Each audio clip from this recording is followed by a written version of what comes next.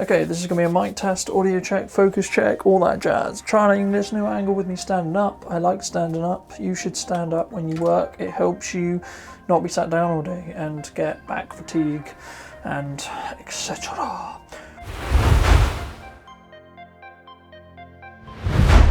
Hello ladies and gentlemen, and welcome back to a brand new video. Today's video is going to be talking about a comment or a message which I got from a starting out creator who I'm not sure if he wants to remain anonymous, so for the sake of the conversation we will, but thank you to them if they're watching.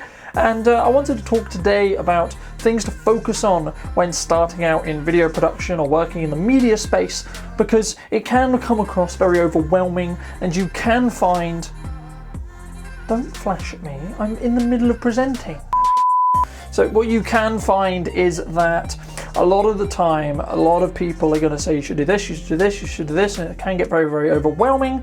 And for me, something which I like to do whenever I work with clients one-to-one, and the same will be true if you're starting out videography, is make a priority list of what you feel you need to improve on, or the skills that you need to obtain and need to have, and then make them in the list of the priorities which you feel personally is going to help you grow. So what is the weakest parts or the weakest things that you have in regards to the skill sets perhaps, or in regards to videography perhaps, or photography perhaps, or networking, or business, or understanding how to run a business specifically.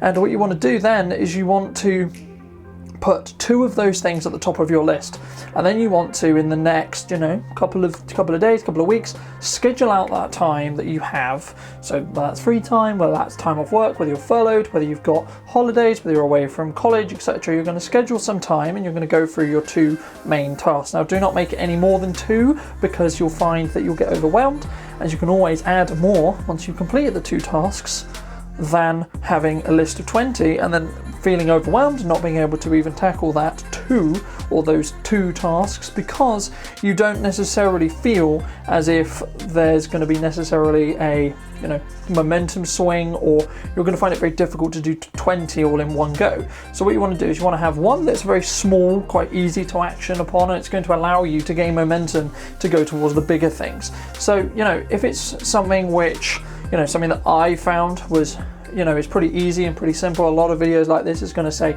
focus on filming, focus on creating, focus on that creative process, get better at editing, get better at framing, get better at composition, and all of those things are very, very important.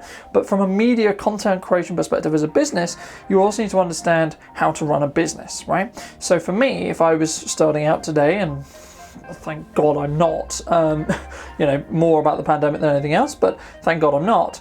It would be one of those situations where I'm going to try and have one of my goals to be very business oriented and one of my goals to be very skill or technical related. So let's say, for example, I want to work on lighting, understanding lighting better. Okay, so that's your technical goal, that's your technical aspect. That's a technical thing that you are going to try and do research on, you're going to practice with, you're going to see what happens. For example, if I moved the camera over here, how would that change my scene? How would that change how this frame looks? How would that change how my face is illuminated, right? If I do something simple, turn off the panel that's illuminating my face, you can see a difference in that light, in that catch light in my eye. You can see the difference there.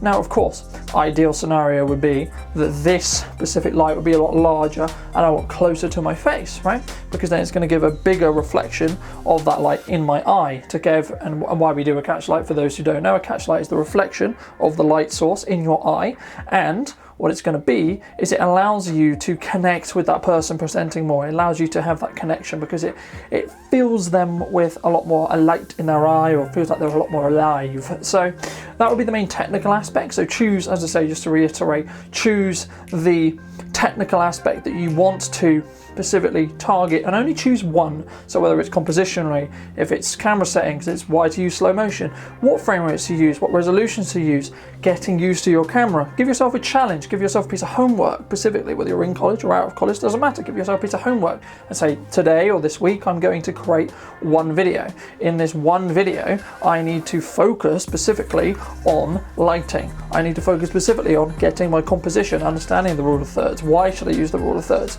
Do that research, do that knowledge on those things. So the second thing that you want to talk about is going to be a business related topic or a business related concept.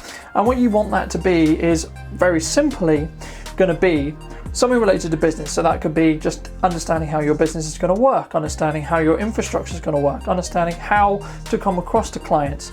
Maybe, you know, if you're very new, ask some of your friends, ask myself, ask, you know, someone with experience in personal facing or person facing role. So that's a customer facing role, or if you have experience in retail, because a lot of people I know have started off in retail. Myself, I've worked in retail for 7 years. So you know, retail for me is a very good way to gain that personalized touch, that customer focus, that customer facing role. Because if you can do that with in a situation, you know, like Tesco's, like Sainsbury's, like Morrison's, like Greggs, like Subway, like McDonald's, if you can do that, then it's going to allow you to be able to come across better to your clients, because you already know what it's like to do and how that's like to do that, and what it's actually like when it comes to articulating yourself and how to come across professionally as well. So, you know, and I could talk a lot about this, and I will be doing some more follow-up business strategy based videos for those of you who are looking to start a media company, want to get into the media space. Maybe they want to do photography part-time or full-time, maybe they want to do videography part-time or full-time, or a mix of both. And how can you actually go about creating that business? How can you actually go about creating that presence on social media? How can you go about creating that demand for your work as well? As I say, we'll be doing follow-up videos, but just moving back to the point of what to focus on when starting out as a videographer or a photographer or a person who wants to work in the media space. Very, very simple. As I say, focus on a technical skill, so a technical understanding, and then work on a business aspect. So as I say, it could be something like your customer facing or your client facing, and just ask your parents, ask your friend, pretend they're a client.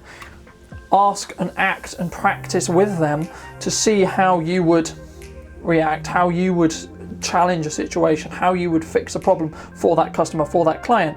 And you know, you're not going to get it right every time, but the more practicing you do, the better you're going to get. It's like anything. In the same way, when you have a technical skill, the more things you play around with lighting and the more times you play around with lighting, the better you're going to understand it is, and the easier you're going to be able to understand it's going to be. So then when you're in a stressful situation, or a situation which is not ideal lighting, you can make the best out of that situation, because you already know how a light from very above the person or above the subject is going to look. You already know how a window, why you would want to use a window, how to use natural light when you don't have the time, resources or budget to be able to set up your own lighting. Of course, in most cases, in the best case of scenarios, you will always want to set up your own lighting. However, that sometimes is budgetarily challenging, location-based challenging, or just simply a time-related thing. You don't have the time to do that. You need to get the shot, move on. Get the shot, move on, because you only have a certain amount of time to be able to get that shot, especially if the light's really good, or etc, etc, etc.